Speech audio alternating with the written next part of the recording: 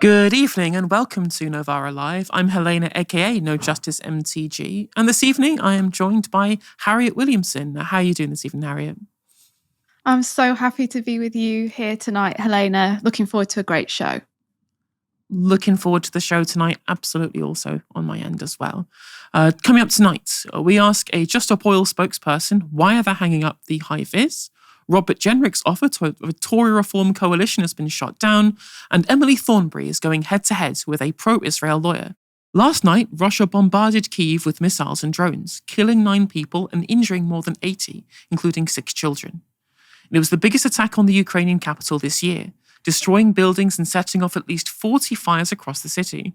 In a statement on social media, the Ukrainian Air Force said it shot down around 100 out of 200 identified enemy targets, which include ballistic and cruise missiles.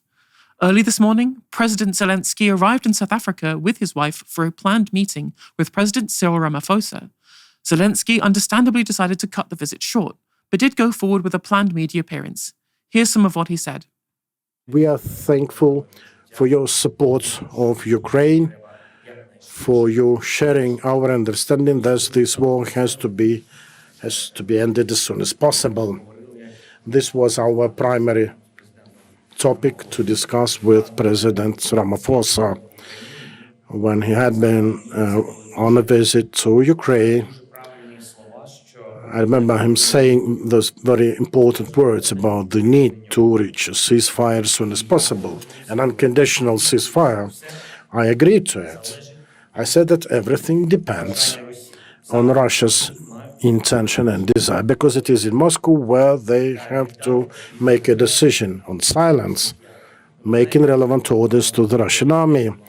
You know that this year, the Eastern time, we had this opportunity of a ceasefire. We were absolutely ready for it. We acted in a mirror way, responding only to Russian attacks. Ukraine defended itself. Unfortunately, after that, Russia renewed its assaults on the front line, their strikes against the civilian infrastructure.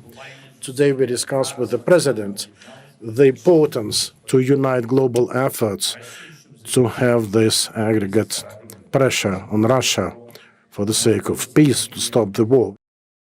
He also described South Africa as, quote, a co-leader in the global coalition for the return of Ukrainian children, and he said he hopes that President Ramaphosa will help Ukraine return them. Early in the conflict, South Africa was criticized by Ukraine's allies, including the then US President Joe Biden, for refusing to condemn the Russian invasion of Ukraine. And in May 2023, US Ambassador to South Africa Ruben Brigetti accused the country of secretly supplying arms to Russia. President Ramaphosa said it was disappointing that Brigetti had, quote, adopted counterproductive public posture. He did, however, announce an inquiry into the US allegation that weapons and ammunition were loaded onto a Russian ship docked at Cape Town Naval Base. According to a statement by South Africa's foreign ministry, today's visit was intended to provide an opportunity to, quote, discuss bilateral relations and expand bilateral cooperation in the areas of trade, agriculture and education. Cultivating and maintaining good relationships with allies is obviously one of Zelenskyy's top priorities. And it's become particularly urgent since Trump shifted away from Biden administration policy and adopted a far friendlier attitude towards the Russian Federation. Yesterday, planned talks between top-level diplomats from the United States, UK, France, Germany and Ukraine were postponed after Ukraine rejected a US peace proposal which included US recognition of Russia's illegal annexation of Crimea. Discussions instead took place between senior officials from the 5 states. The Ukrainian foreign minister did still visit London, and it's understood that he met one-on-one with Foreign Secretary David Lammy. Donald Trump has, however, criticized the overnight attacks on Kyiv, posting the following on his social network Truth Social. I am not happy with the Russian strikes on Kyiv. Not necessary and very bad timing. Vladimir, stop. 5,000 soldiers a week are dying. Let's get the peace deal done. While official military casualty figures published by Ukraine and the Russian Federation are far lower than Trump suggests there, it's been claimed that both sides are underestimating the numbers. Certainly, there's motive for them to play them down. It's worth remembering as well that on both sides we're talking about mainly conscripted soldiers, not people who've made the choice to fight. The fact that 9 civilians were killed in last night's attack on Kyiv is horrific, but focusing on civilian casualties alone doesn't show the full human cost of this war. Not that there's any reason to believe Trump's concern is particularly sincere, of course. European leaders have condemned the attack by Russia and reconfirmed their support for Ukraine. During a visit to a Rolls-Royce factory in Bristol, Keir Starmer said the following. We've seen terrible attacks by Russia overnight on Ukraine, and that's a reminder that Russia is the aggressor here, and the human cost of this is being borne by the Ukrainians. And so we need Russia to come to the table for that unconditional ceasefire that is needed, and that needs to be lasting. Now, this week we made progress with discussions in London, and they went well, and I think that's the combined view of those discussions that builds on what we did in Paris last week. I'm really proud that the United Kingdom is playing a leading role in supporting Ukraine. We'll continue to do so. France's President Emmanuel Macron said, quote, "The only thing to do is for President Putin to finally stop lying. In Ukraine, they want one single answer. Does President Putin agree to an unconditional ceasefire?" And the official account of Danish Prime Minister Mette Frederiksen posted the following on X. Kyiv was brutally attacked by Russia again last night. A clear message from the Kremlin. Russia has no real interest in peace. Peace cannot be negotiated under fire. Denmark stands with Ukraine against this brutality. Harriet, has Putin crossed the line with Trump with these latest strikes? Well, Helena, I'd certainly say that it's unusual to hear Trump repudiate Putin in this way. The sentence that reads, "Vladimir, stop," certainly sounds like Trump is unable to control Putin, perhaps in the way that he wants to.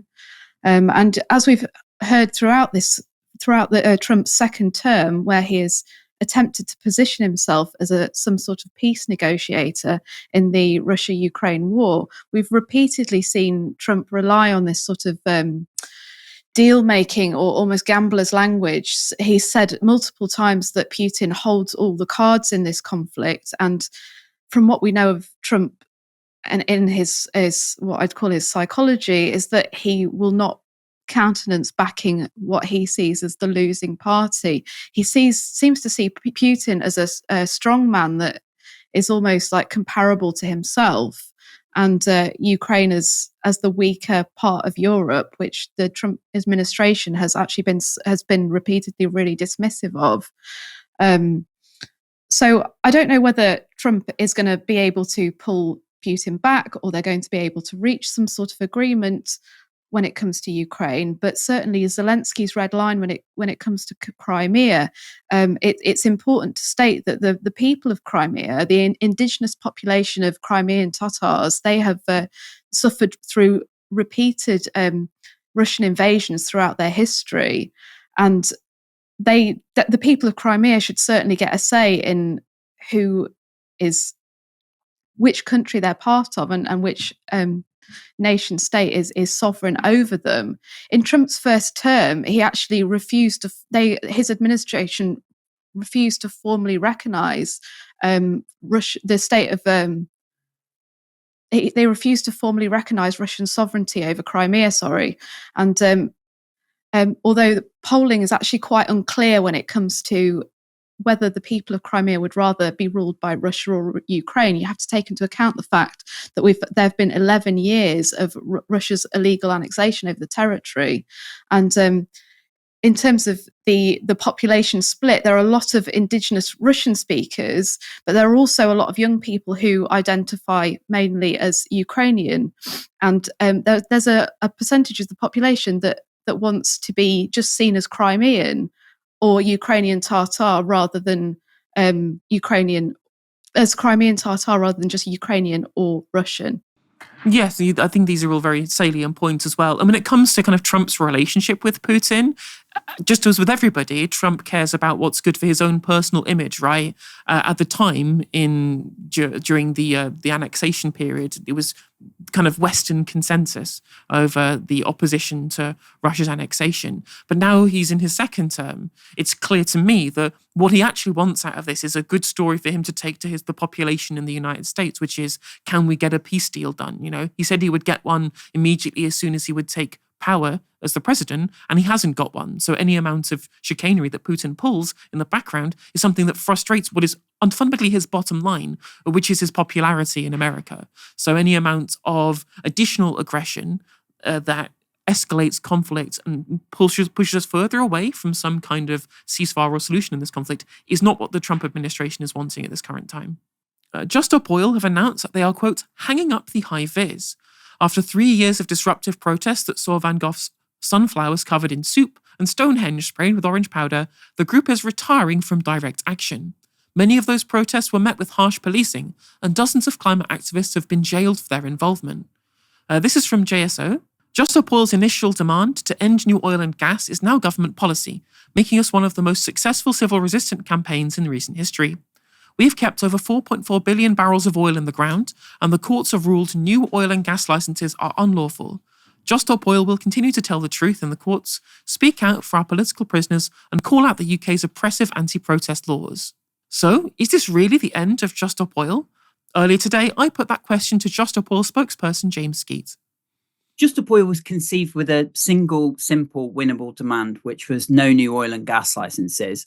And really what we've seen the last few years is we've dragged a fairly unsexy topic of new oil and gas licenses from the arse end of the business pages, onto the front pages, day after day, week after week, year after year. And really what that's done is sort of open up this space in the political discourse, which has kind of been occupied by sort of potentially more moderate factions of the environmental movement and indeed politicians. And we've seen that demand now actually become government policy. So from our perspective, we always said we would wrap up the campaign once we were given what we want. And so it's on to the next thing. So obviously you mentioned there that one of the reasons why you're stopping is because there's been a cessation of licensing for all new oil, gas and coal projects. Like, that's a political victory for yourselves. Obviously, the main goal of your campaign has been met by the new administration. Now, obviously, Keir Starmer would never admit that civil disobedience could play a role in fomenting policy change. So as a political movement outside of mainstream politics, how do you measure success? To put it bluntly, as a species, we're kind of effed up the A, and not in the fun way. The British insurance industry at the moment is talking about 4 billion dead in the coming decades, in a not unreasonable scenario of 3 degrees of warming. And for those of you who think that money's the only metric of consequence, they're also talking about 50% loss of GDP, which is which stands to reason if half the world's population are going to be annihilated. And if we look at that in sort of the wider context, where we have we have a political and media establishment that are fundamentally incapable of really dealing with any of these problems, and we have an awful lot of what we're seeing is driving a lot of disquiet, and people are sort of being swept up by sort of dishonest far right actors that are kind of like promising them all sorts of fake solutions. So I mean, obviously we're operating in a very tricky political paradigm, and we're sort of not ignorant to that fact. But I mean, as a movement, we see that it's really important that we kind of consolidate our victories, like we were conceived with a single winnable demand, so we could prove the efficacy of these sorts of tactics, which we have done so. And really, how we sort of approach them here is the next question, really. And I think from our point of view, strategically, we want a sort of synergy between a revolution in the democratic space paired with a street movement. So we're going to be working on the next iteration, the next sort of mass participatory street movement, and we're also going to be looking at updating our democracy. So I'd encourage in some of your listeners to head to houseofthepeople.uk and get involved with updating our democracy. Dozens of JSO activists have been jailed over the last 3 years, with some receiving the longest sentences ever handed down for non-violent civil disobedience in the UK. Do you think this harsh reaction from the state will have a lasting impact on the climate movement? Our position really is that whatever the state can throw at us is kind of nothing in comparison to the ongoing climate collapse that we're seeing, right? I think that. I mean, that ultimately, what we sort of attempt to do in this sort of scenario is you're it's a kind of political and moral jiu-jitsu where you're sort of trying to push your opponent into an overreach, which I think that we've seen. So, I mean, I don't think the full ramifications of what we've been engaged in the last few years has fully played out, but I'm fairly confident that as the situation escalates, that we will see more, more civil disobedience and indeed more civil unrest. There's a final day of action planned in Parliament Square on Saturday. What can you tell us about it? Yes, so we'll be out on the streets for one final protest from St James's Park. I would encourage all of your viewers to come down and join in the celebration about what we've achieved the last 3 years, and also really to join us and get involved with developing what comes next. So I mean, folks can do that either by signing up at justoborder.org. Or head to houseofthepeople.uk and get involved with our democracy project as well. So this House of the People democracy project that you are teasing to us today, what kind of aims is this new movement looking to put forward? Or can you give us a rough idea of what kind of plans you're looking to take with this particular project? So, sure, yeah, the House of the People is essentially a sortition based alternative to the House of Lords. This is where people are selected at random in much the same way as a jury. And essentially the idea is, and it's a very old idea that goes back centuries.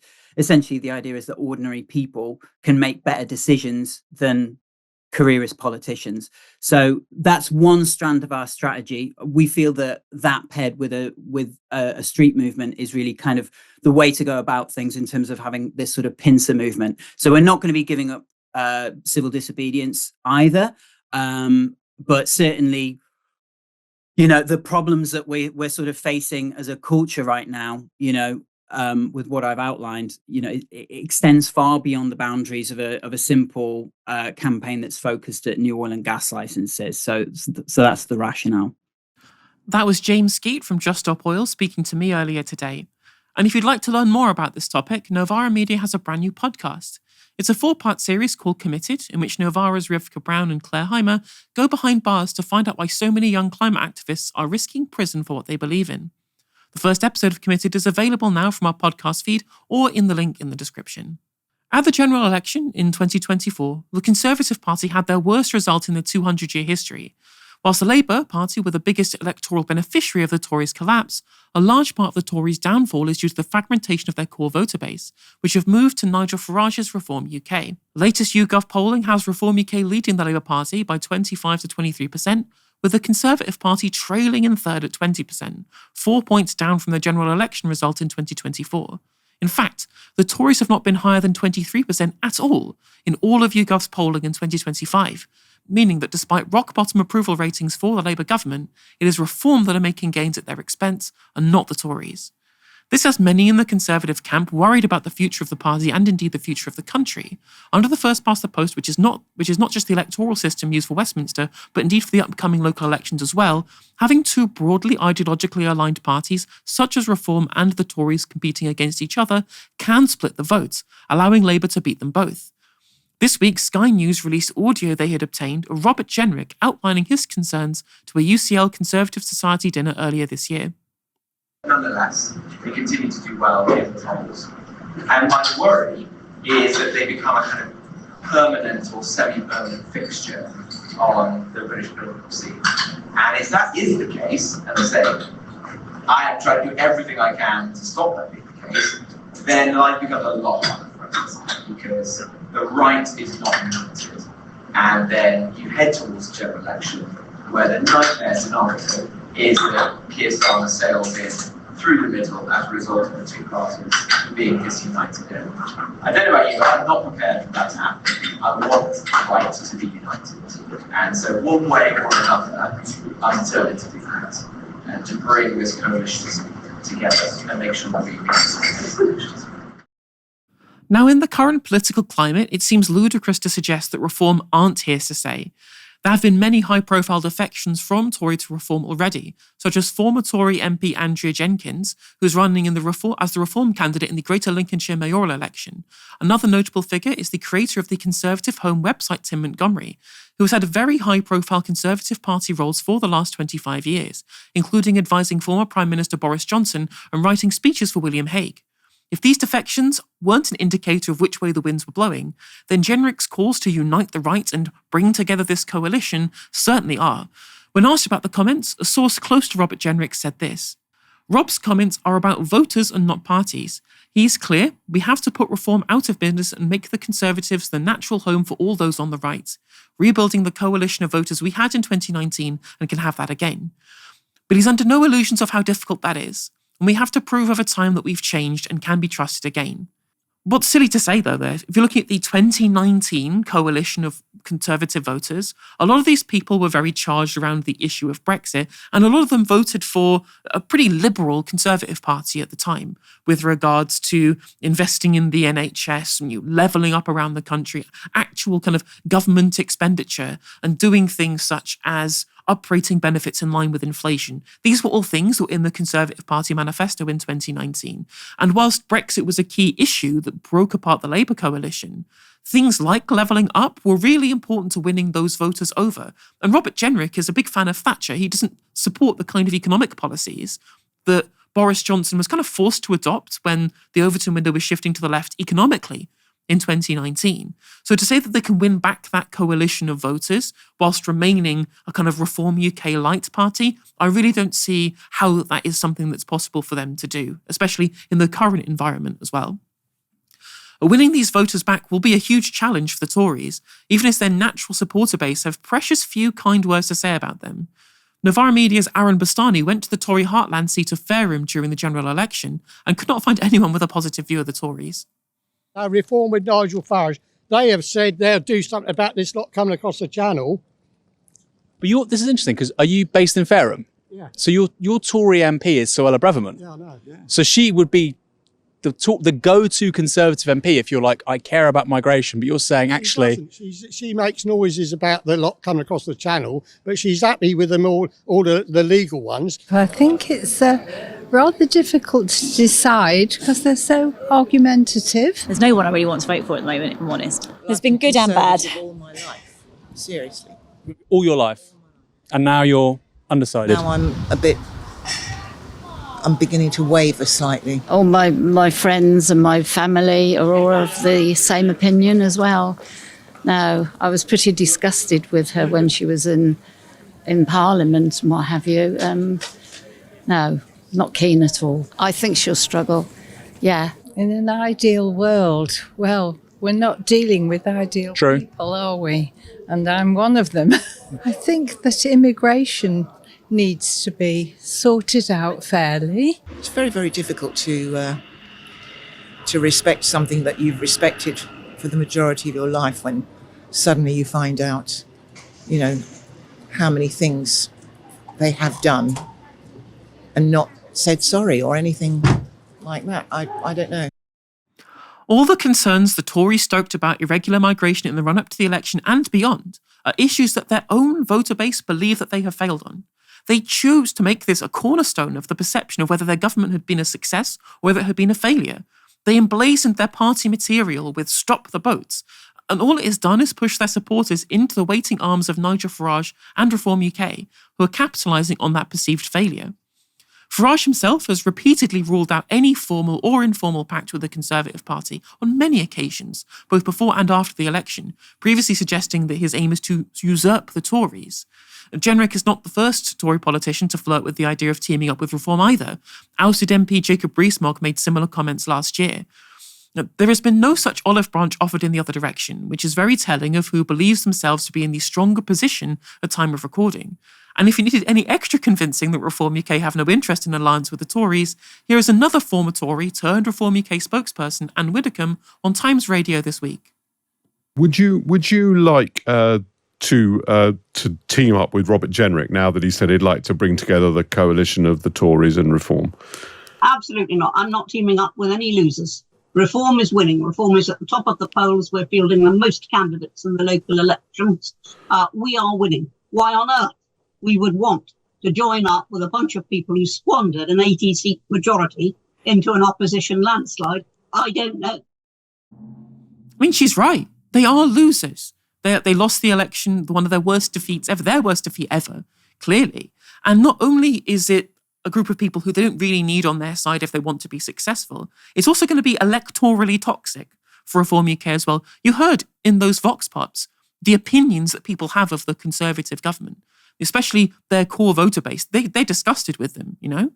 And it would actually harm rather than be a benefit to Reform UK to be associated with what is perceived to be a failing Conservative party. And not just on core Conservative issues either, but on kind of basic policy in terms of the cost of living crisis and the NHS, which they were also perceived to be a failure on for even non-voters and people outside of the traditional Tory base too. They were universally kind of disliked by huge parts of the country, even their own voters. So it's not really in Reform UK's interests to be associated with what is a failing brand. And Widdicombe pointed it out, right? You know, they are losers in both the literal sense in the election and indeed in the rhetorical sense as to how they're perceived by the country. Now, here's what Conservative Party leader Kemi Badenoch had to say about Jenrick's comments on ITV's Peston last night. I do need to move on to the recording of what your Justice Secretary told students.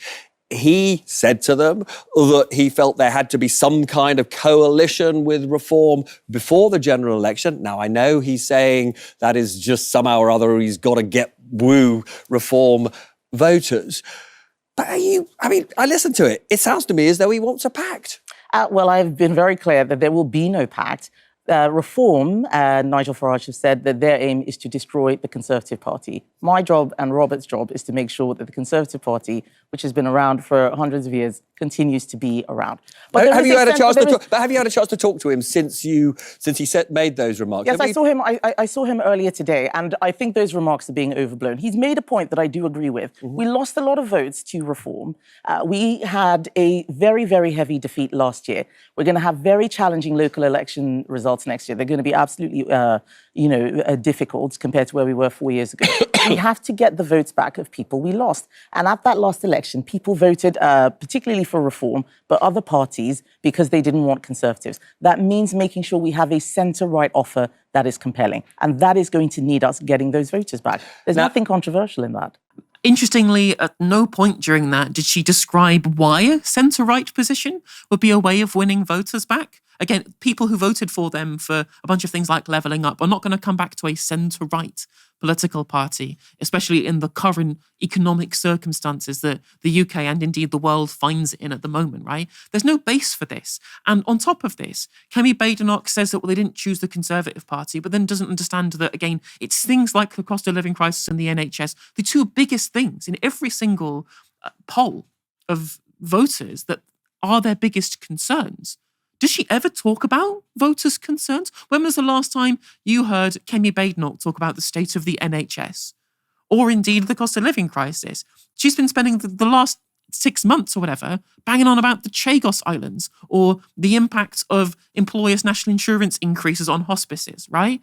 Regular members of the public are not interested in this, right? You can impugn Nigel Farage's motives all you want, and I do frequently. I frequently impugn his motives. I don't think that he has the genuine interest of the broader population at heart.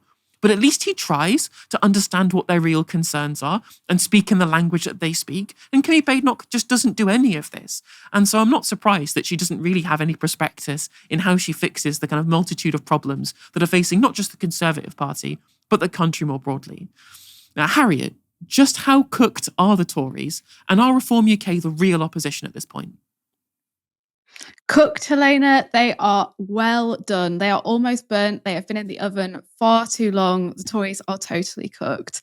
And they are such political poison now that even Reform doesn't want anything to do with them. Nigel Farage is being very smart here in ruling out a pact with the Tories.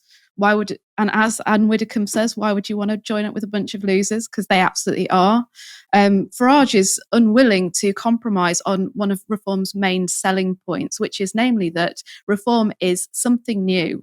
It is not the blue team, it is not the red team, and it is not the yellow team. It has not been discredited by 14 years of decline under austerity. It is not the Labour government that's come in through a loveless landslide and then delivered pretty much exactly the same things as the party that everyone voted for it to get out of government. I've actually got a piece about this on the novaramedia.com website at the moment. It's about why voting Labour won't save us from reform. Reform are the real opposition because the tail is already wagging the dog when it comes to the government, the Labour government's policy. Look at the nationalisation of the Scunthorpe Steelworks in all but name, something that was pushed for by Nigel Farage with his very striking photo op in front of the Scunthorpe blast furnace. Look at the way that Labour is behaving on immigration, the performative cruelty graphics that they're rolling out on Instagram. Reform is absolutely the real opposition. It is not the Tories, and people like Anne Widdecombe, they know which way the wind's blowing. It's interesting that you mentioned Andrea Jenkyns before, Helena, because she is indeed a Tory defector. She was in Boris Johnson's cabinet. She was the skills minister, I think, for about 3.5 months. She got a peerage out of that. She's now Dame Andrea Jenkyns. It shows how easy it is to get into the House of Lords in this country. And she's now running to be the mayor of Greater Lincolnshire. It's the first time that Greater Lincolnshire will have this distinction of getting a mayor. It's my home county. Hi, Mum and Dad. I am from Lincoln, and Andrea Jenkyns has already seen a challenge to her standing as a candidate because she doesn't actually live in Lincolnshire. She lives in West Yorkshire, in a place called Gildersome, and she also lives in London. Now, apparently, she is renting in Lincolnshire too, but she spent a great deal of time in her parliamentary career branding herself as this Yorkshire lass. In fact, an archived 2018 version of her own website calls her a strong and passionate Yorkshire woman. And now she is trying to reverse ferret on all of this and rebrand herself as from Lincolnshire so that she can sail in as Reform's candidate. And if bookies' odds are correct, Greater Lincolnshire is going to have a Reform mayor in the local elections. Reform are standing more candidates in the locals than any other party, and 60 of those candidates at least are defectors from the Tories. Yeah, it's clearly, you're absolutely right, that there is an absence of an iconoclastic figure in politics outside of Nigel Farage. And so at a point where there is zero confidence in either the Tories or Labour, the fact that the Tories' approval rating has gone to essentially just as low as it was at the time of their landslide defeat, and their voting patterns are getting even worse moving forward as well, shows you that people are desperate for literally anything different, except the only thing that's being broadcast to them that is being different is Nigel Farage, right? It's not the blue team or the red team. It's literally anything different, right? People don't really like Nigel Farage that much in things like Vox Pops and in focus groups. They don't really have many good words to say about him, but he is representing literally any change, given that Labour were elected on a platform for change and haven't delivered substantive change at time of recording. Still got 4 years left. Let's see what they can do with it at the very least, But again, that's what's going to happen when people see their concerns as being unanswered. They will reach out towards whatever stands against the establishment. And as you say, they've not been tested. They've not been tested at all. They have a completely clean slate. And therefore, without that baggage, it's very easy for huge disparate groups to get behind them. I was looking at the crosstabs of another Find Out Now poll that was released a couple of hours ago, which showed Reform UK 8 points ahead, which is crazy to think of. And most of the people that they're picking up, 56% of non-voters, a lot of people from the Conservative Party, but Labour are only shedding around about 10 or so percent, 9% of their 2024 vote to Reform UK. And over 25% of the vote in this particular poll, based upon previous voting in 2024, for the Labour Party is going to Lib Dems and the Greens. So when you say, correctly, that the tail is wagging the dog, that Labour are scared of losing their voting coalition to Reform, this isn't happening. They're losing their voter base to parties ostensibly, as the media would report, are to their left. I mean, you can make different cases on social and economic policy to the Lib Dems, who are probably to the right on economic, but to the left on social policy. At the very least, they're perceived to be more progressive as a political force, and that's where they're shedding their voters to. So Reform UK are swallowing up the Conservative vote. Labour are shedding their own vote to try and chase those votes that they're not picking up. And so Reform UK are winning the national battle to decide what the zeitgeist is. And if Labour play into it, all that does is lend credence to Reform UK's narrative. And again, as you're right, that makes them the actual opposition, especially since Kemi Badenoch is running on the fact that she doesn't even have any policies. Like, what is Kemi Badenoch's policies? No one has any idea. She's trying to win on values and principles, and people look at her like a regular politician and assume that she has neither of them. So it's not good for her at all. I just want to go to a message in chat saying, got my tinfoil hat on, but it's weird how nobody even talks about changing Keir Starmer. Nobody likes him, but not a whiff of a leadership change to the point even the Tories are banking on him being in the incumbent. Well, the issue, of course, is that when it comes to Keir Starmer, he is in the position that he's in so that the Labour rights can have unilateral control over the Labour Party. Of course, with regards to the way he got into his position, he was selected, approached to by Labour Together and Morgan McSweeney, and he has been essentially since he was persuaded not to quit after the disastrous Hartlepool by-election, had his lines fed to him by the people in his internal Politburo at the top of the party. So the reason why there's no talk of changing Keir Starmer is because they don't want to open themselves up to a leadership election. They don't want them to lose their grip on the party. Now, of course, it would be difficult to do that if he stood down anyway, because the PLP would decide the candidates, and they're also internally selected essentially by the Politburo as well. So it's not really, I think, to have a tinfoil hat on here, is wrong, because the explanation is very simple, which is that the Labour right want to have control and they don't want to lose that. Keir Starmer is their performing monkey at the top of the party who does what he's told and who repeats the lines that he's been told to repeat. The real power lies with people like McSweeney, McFadden, Rachel Reeves, the actual ideological drivers of the project. Keir Starmer is an empty suit there to sell as being the sensible grown-up adult in the room. And his personal approval ratings are irrelevant as to the actual nitty-gritty of whether people are going to vote Labour, which is whether they see their concerns being dealt with in terms of policy, which currently they are not. Following their appearance at Coachella Festival in California, Irish band Kneecap are being investigated by the UK counter-terror police. The Metropolitan Police said a video of the band's performance, during which one band member allegedly shouted, quote, "Up Hamas, up Hezbollah," has been referred to the counter-terrorism internal internet referral unit for assessment. Here's some footage from that performance, though not of the most controversial edited comments. The Irish not so long ago were persecuted at the hands of the Brits, but we were never bombed from the fucking skies with nowhere to go. The Palestinians have nowhere to go, it's their fucking home, and they're bombing them from the skies. If you're not calling it a genocide, what the fuck are you calling it? Free, free! Free, free! Free, free! Free, free! Free, free! As you can hear, lots of the audience joined in with the Free, Free Palestine chant, which isn't surprising given what we know about the views of young people in the United States. During the performance, Kneecap also displayed messages about the Gaza genocide. The official live stream was actually cut to try and censor them, but images quickly circulated on social media. Kneecap's performance prompted Sharon Osbourne to, of all people, to call for the band to have their US work visas stripped.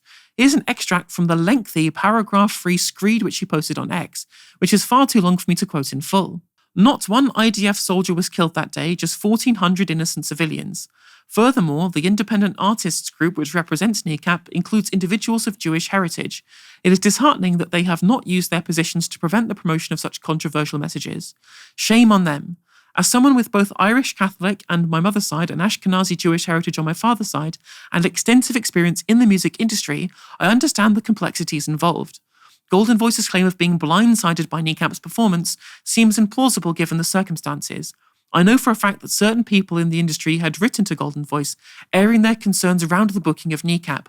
I urge you to join me in advocating for the revocation of Kneecap's work visa. Now, obviously, her claim that all of the victims on the 7th of October were civilians is just false. According to Israeli government figures, 32% of those killed were active duty soldiers. It's also worth reminding ourselves of the reason Sharon Osbourne is famous. It's because she's married to Ozzy Osbourne, i.e. the guy who bit the head off a bat while performing on stage with Black Sabbath. In a comment to Rolling Stone magazine, Kneecap member Moshara responded to the criticism. Her rant has so many holes in it that it hardly warrants a reply, but she should listen to War Pigs that was written by Black Sabbath, her husband. War Pigs is obviously a very, very famous anti-war song by Black Sabbath. While Ozzy Osbourne was the band's lead singer, the lyrics were actually written by bassist Geezer Butler, but I think in most points still stands. Let's come back now to the story about the counter-terror police referral. In itself, that referral isn't hugely significant. It basically means someone sent the Met Police the video, and they've passed it on to the unit qualified to determine whether it's a UK police matter. But Hamas and Hezbollah are both prescribed terrorist groups in the UK, under Section 12 of the Terrorism Act 2000. That means it's an offence to express, quote, an opinion or belief that is supportive of a prescribed organisation. That legislation is highly controversial, of course. Organisations including civil liberties advocacy group Liberty have suggested that it is unnecessary and unjustifiable limits on freedom of expression. Harriet, what do you make of the instance with regards to Sharon Osbourne and Kneecap's performances?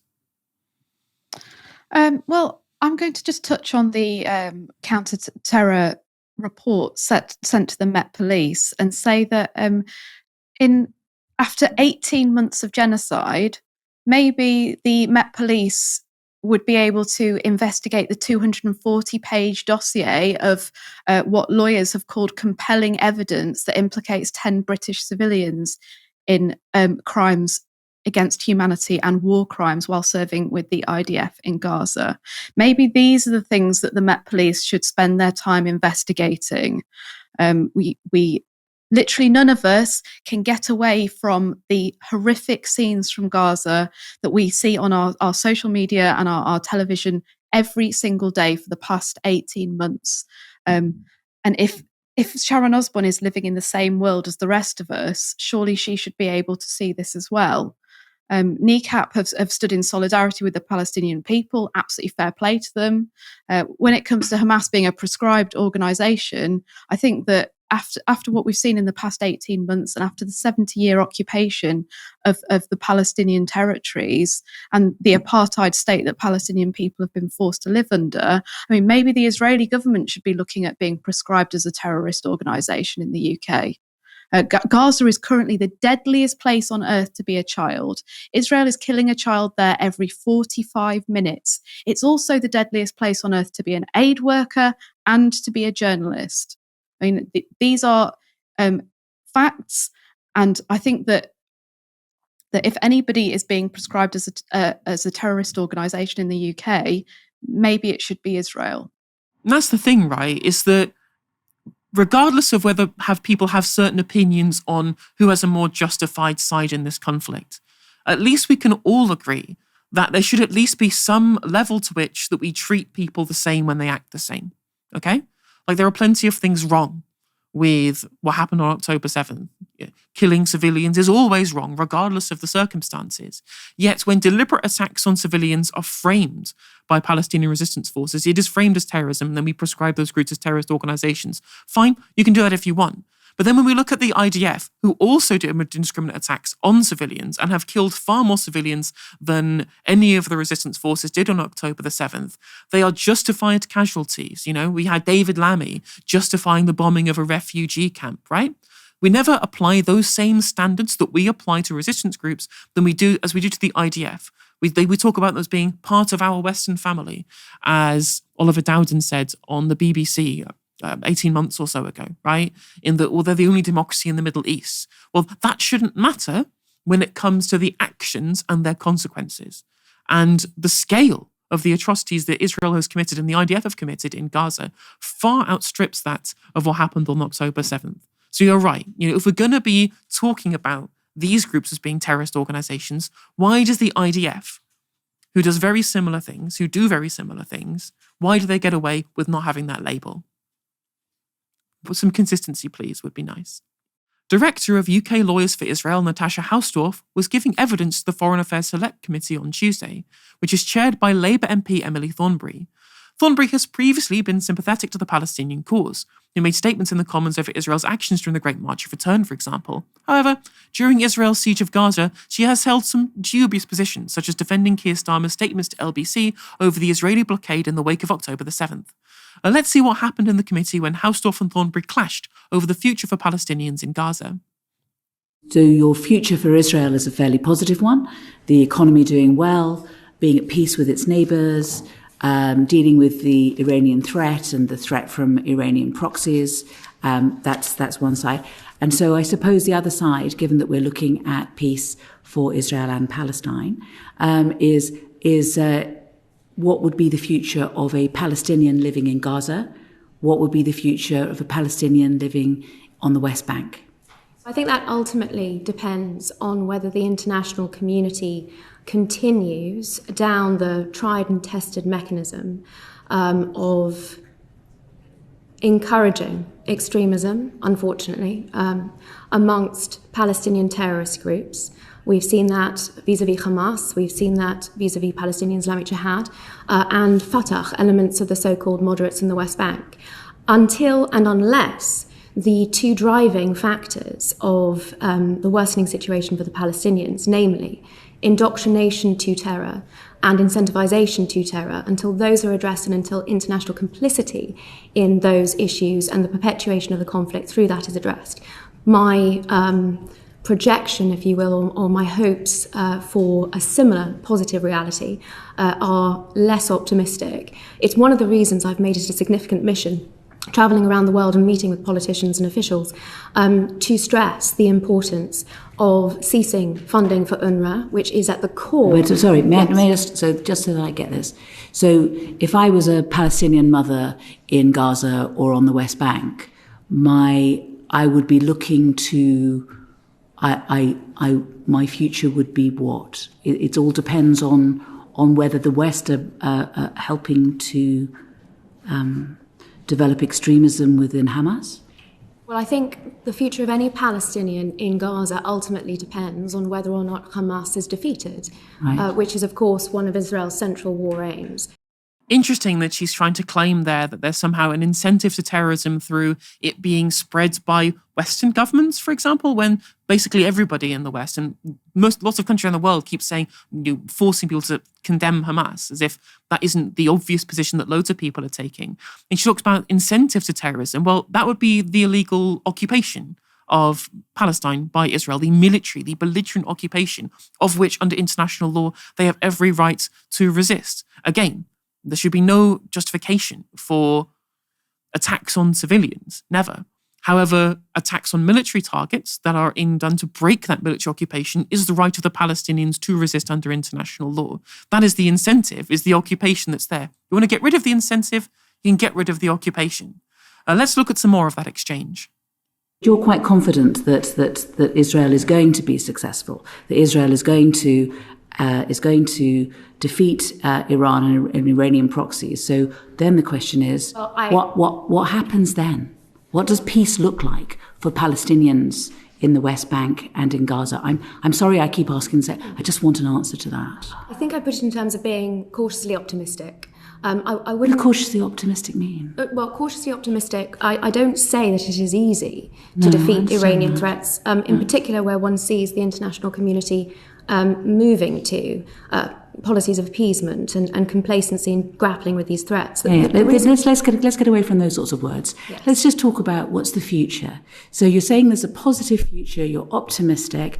So what's the optimistic, positive future for a Palestinian mother in Gaza at the moment or on the West Bank? What's the best thing that could happen?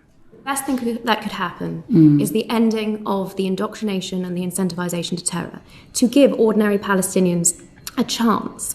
And through that, I think the removal What does a chance look like? What does it mean? Through the removal of the genocidal Islamist regime in Gaza and the corrupt Palestinian Authority. I'm so sorry. I'm so sorry. What does a chance look like? Let's take away all the words. Right? Let's take away all of those descriptions. Let's keep ourselves calm. Let me give you a and just I'm going to have, this is my last try. What does a positive future look like for Palestinians living in Gaza or on the West Bank? What's the best thing we can hope for? Perhaps I can give you a practical example.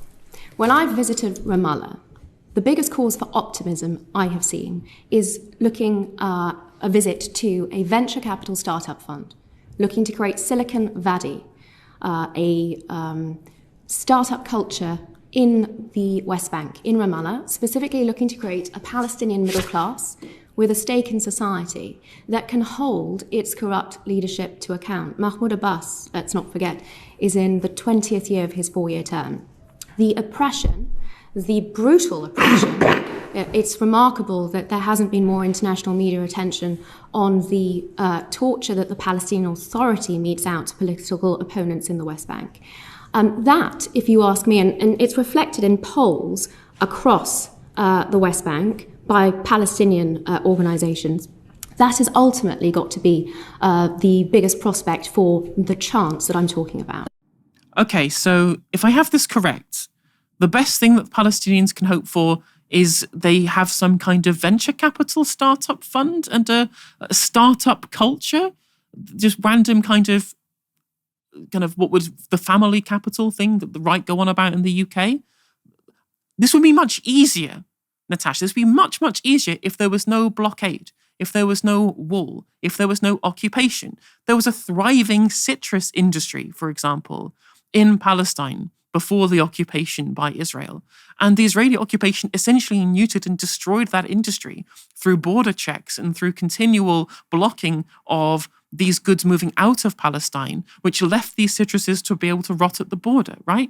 They continue to put so many disincentives on economic activity in Gaza and indeed in the West Bank through these blockades, which is why all of these statements you hear from people about how, oh, well, because of the unilateral disengagement of Ariel Sharon, they could have made Gaza into the Singapore of the Middle East, which of course is completely impossible when you are hemmed in an open-air prison by a colonial occupier. It's such genuine kind of delusion to think that was ever going to be the case, because they don't have the ability to freely trade with people, which is one of the basics of being able to have a thriving economy in the first place. Thornberry also pressured her over the borders of the State of Israel. So your position essentially is that since the British mandate was all of the land up to the river in 48, that Israel is the whole of that area as well. Well, of course, the original mandate was far bigger. Wait a minute. Yes. So let's not go into past history. Let's just try and stick. Well, the question. It is important because this rule applies to the administrative lines of the mandate. The administrative line that had previously divided Transjordan, what later became the Hashemite Kingdom of Jordan, from the rest of the mandate, is the line that ran all the way down along the Jordan River to the Red Sea. Yes. And that, under this universal customary rule, that is the only line in play when Israel declares independence. So that's where I wanted to start, right? Yes. So that's your position. Now, the question is, though, it's not the position, because we've not heard from the Israeli government. But it's not the Israeli government's position, is it? The Israeli government has... The Israeli government position is not that Israel's borders go from the river, the Jordan River, to the sea, is it? May I take a moment to answer, because you are skipping through decades of history and policy. But what I want to do is just because we're missing the Israeli government here, I just want to make sure that I haven't missed something. Well, it's not the Israeli government's position that Israel begins at the River Jordan and finishes at the Mediterranean Sea, is it? I'm not here to represent the Israeli government. No, I just want to make sure that I've got that. I'm speaking to the application of international law, real international law, that is universal. Which the Israeli government is not applying. Well, that's not accurate. And if I may be permitted to answer the question, perhaps the committee will follow the response. What Uti Posidetis Juris does is it tells us the starting point. This is the position in 1948. It is in fact endorsed by all subsequent agreements. The armistice agreements between Israel and Egypt and Israel and Jordan in 1949, and later on also the peace agreements, only refer back to those mandatory lines, administrative lines of the British mandate. That is significant. What happens in 1967 when Israel recovers the relevant territory, the disputed territory that had previously been under Jordanian occupation? This is the parts of East Jerusalem and the West Bank or Judea and Samaria, is that it treated those territories differently. The Israeli government applied its law, administration and jurisdiction in full to East Jerusalem. And critically, Abba Evan who was the foreign minister at the time, writes to the UN Secretary General in 1967 and says this is not annexation. Exactly. Which is because one cannot annex what is already one's own sovereign territory. For further clarity on Hausdorff's position over Israel's borders, this is a statement she made in an article for the Jewish Chronicle in 2020. Analysis of the status of the territory in international law takes us to the origins of the State of Israel. The universal rule for determining borders for emerging states, uti possidetis juris, dictates that such states are established with the same boundaries of the prior administrative entity of the land unless otherwise agreed. Under this principle of international law, as the only state to emerge from the British Mandate on the 14th of May 1948, Israel automatically inherited the mandatory boundaries as its own borders. The eastern border ran along the Jordan River all the way down to the Red Sea, originally dividing the British administrative units of Palestine and Transjordan. This is contradicted by the Israeli Provisional Government's own letter to the White House, which stated in 1948 that the State of Israel had been proclaimed as an independent republic, with frontiers approved by the General Assembly of the United Nations in its resolution of November 29, 1947, as per the partition plan. It was the All-Palestine government in 1948 that did claim to be the successor state to the British Mandate in its declaration on October 1, 1948, of an independent, free and democratic sovereign state of Palestine. It is also not the view of the International Court of Justice. Following last year's case on Israel's occupation of the Palestinian territories, their advisory panel stated this: restitution includes Israel's obligation to return the land and other immovable property, as well as all assets seized from any natural or legal person started since its occupation in 1967.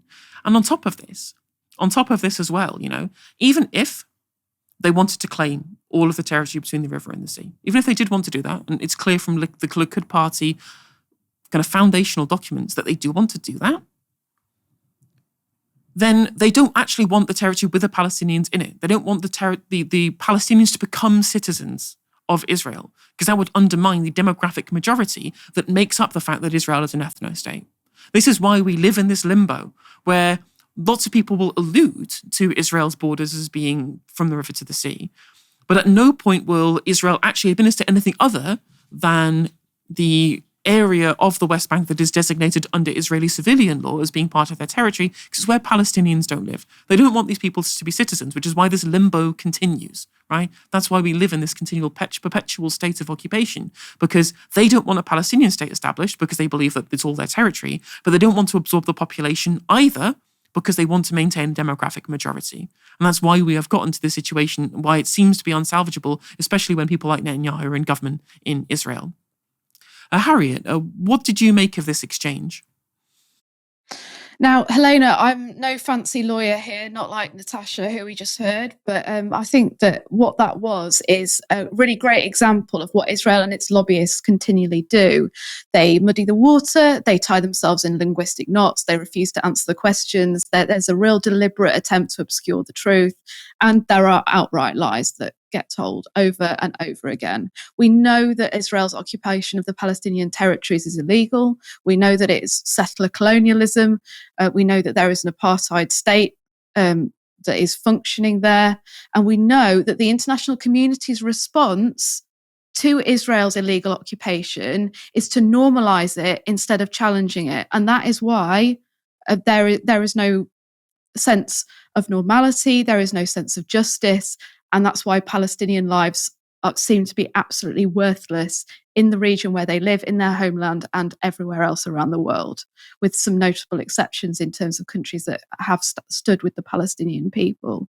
In that exchange on the Foreign Affairs Select Committee between Thornbury and the Director of UK Lawyers for Israel, it continues to be really interesting if you watch the whole thing. So the Director of UK Lawyers for Israel says that there is no starvation that is happening in Gaza at the moment, and denies that an Israeli blockade of aid is actually creating a hunger crisis in Gaza. This is not true. The UN has called this a deliberate dismantling of Palestinian life. For 8 weeks, no aid, no food, and no medicine has been allowed into Gaza. That is what the Israeli government and the Israeli military has done. That is an indisputable fact, and there is no getting away from it. We also know, as of today, that life expectancy in Gaza has dropped from just over 75 years old to just 40 years. That's 35 years wiped off Gazan people's life expectancy. And the the director of UK Lawyers for Israel can obfuscate, and she can tie herself into knots and use all this really complex legal language and refuse to answer questions as much as she likes. But these are the realities on the ground, and we can see it. We can see what is happening, and nothing that any of Israel's lobbyists say is going to change that. I absolutely agree, 100%. I'm sure, though, that all of the UN statements about the danger of starvation and of humanitarian crisis in Gaza, I'm sure they just made all of that up, though, to make Israel look bad. And it isn't indeed because of, the fact that there's been a blockade of aid for so long. Thank you very much for joining me this evening, Harriet. Thank you so much, Helena, and thank you again to the viewers for bearing with me. It is only my second gig co-hosting. I am really trying to be amazing for you, and I hope to get another opportunity to be here again soon. And thanks everyone for tuning in. Come back tomorrow for another live show from 6 p.m. Until then, you've been watching Novara Media. Good night.